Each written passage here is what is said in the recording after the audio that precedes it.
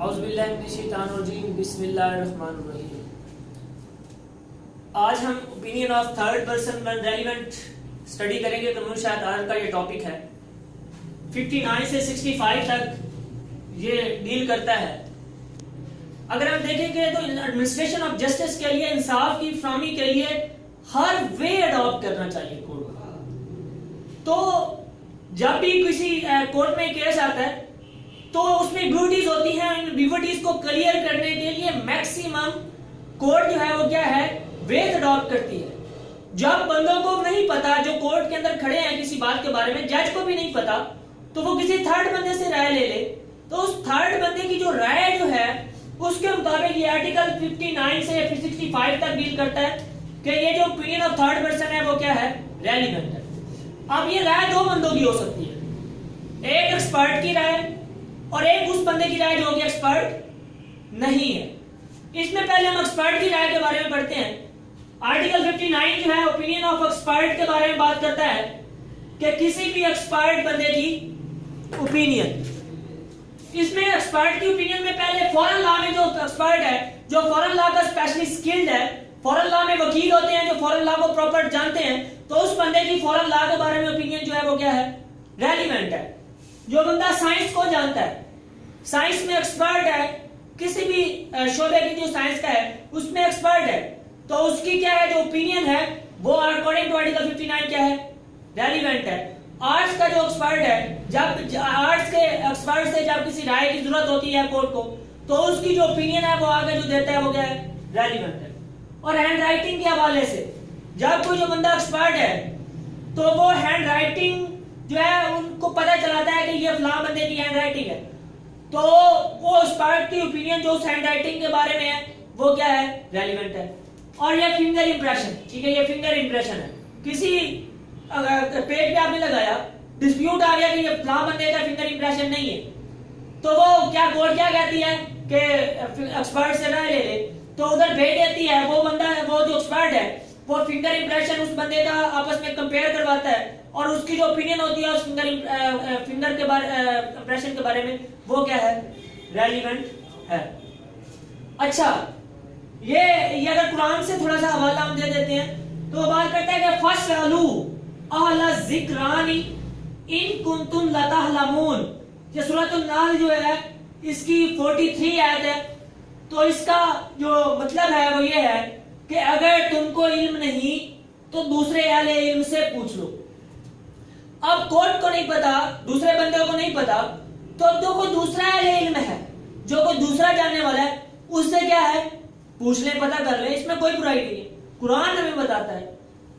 तो इसके बाद अगर हम आगे बात करें opinion as to handwriting, तो वो कहता है कि किसी बंदे की जो हैंड राइटिंग के बारे में ओपिनियन है वो अकॉर्डिंग टू आर्टिकल 61 भी रेलिवेंट है। वो उस सूरत में होगी कि जो बंदा जब वाकिफ होगा उसकी राइटिंग से। मिसाल देता हूं, एक बंदा पाकिस्तान में क्या है, काम करता है किसी फैक्ट्री में, और उस फैक्ट्री से जो माल है लंदन जाता है, और लंदन से वो बंदा रिटर्न जो है उसकी रसीदें वगैरह बना के भेजता है इधर, और फैक्ट्री में उस क्लर्क है, वो क्लर्क के पास आती है और फिर मालिक के पास जाती है, और वो नॉर्मली उसके पास रसीदें आती रहती हैं, वो लेन देन करते हैं।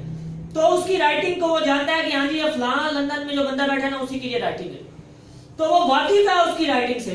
तो अकॉर्डिंग टू आर्टिकल 61 जो है उस बंदे की ओपिनियन जो अक्वेंटेड है, वाकिफ है, वो क्या है, रेलिवेंट है। ये आर्टिकल 78 भी सिग्नेचर और राइटिंग, हैंड राइटिंग के हवाले से बात करते हैं कि उनको किस तरह प्रूफ किया जाता है। 81 बात करता है कि उनकी कंपेयर करके राइटिंग को दूसरे से, और इसको जनाब उस बंदे से लिखवा के फिर उससे कंपेयर करके क्या है उसको प्रूफ किया जाता है 48 और 61 में। फिर आगे 62 में बात करता है ओपिनियन जो है, आगे 60 में बात करता है कि facts bearing upon opinion of expert. जब किसी बंदे की ओपिनियन रेलिवेंट है तो वो फैक्ट्स जिन पे ओपिनियन बेस करती है, बेशक वो उस ओपिनियन के जो फेवर में हो या उसके मुखालिफ हो, ठीक है, जो फेवर में दी गई हो किसी बंदे के या मुखालिफ में दी गई हो, जो भी फैक्ट्स हैं वो फैक्ट्स भी क्या है, रेलिवेंट है। अब मिसाल के तौर पे एक जो जहर है, ठीक है, एक बंदे को दी गई और वो बंदा उसी से मिला है, तो कई दूसरे बंदे जो हैं उनकी उनको भी उसी जहर से जो है मारा गया या कुछ सिम्टम्स उनको अस्पताल में लाया जाता है, और वो टैक्सोलॉजी जो है कोई जो एक्सपर्ट है वो कहता है कि हाँ जी वाकई इसी तरह के सिम्टम्स हैं, तो उनकी भी जो ओपिनियन उनके बारे में दी, वो जो फैक्ट्स हैं वो भी क्या है उसके साथ रेलिवेंट है 60 में। फिर आगे 62 में राइट और कस्टम। ठीक है, जब कोई किसी बंदे का जो ये राइट है या जो कस्टम है, किसी खास इलाके की कस्टम है या नहीं है, तो उस बंदे की ओपिनियन जो उस बंदे के राइट के हवाले से और उस कस्टम के हवाले से जानता है, उसकी ओपिनियन क्या है अकॉर्डिंग टू आर्टिकल 62 रेलिवेंट है। और आर्टिकल 46 क्लास 2 के अंदर कोई बंदा अगर वो मर गया जो जानता था उस राइट और कस्टम को, वो नहीं आ सकता, तो उसकी जो मर गया तो उसने जो ओपिनियन दी थी जब राइट और कस्टम एग्जिस्ट करती थी, तो आर्टिकल 46 क्लास 4 में भी वो भी रेलिवेंट होती है। फिर अगर 63 में बात करता है ओपिनियन एज टू यूजेज और टेरिटरीज, कोई खिताबात जो किसी बंदों को दिए जाते हैं या कुछ इलाके में कोई यूजेज है उसके बारे में जो ओपिनियन है वो भी रेलिवेंट है।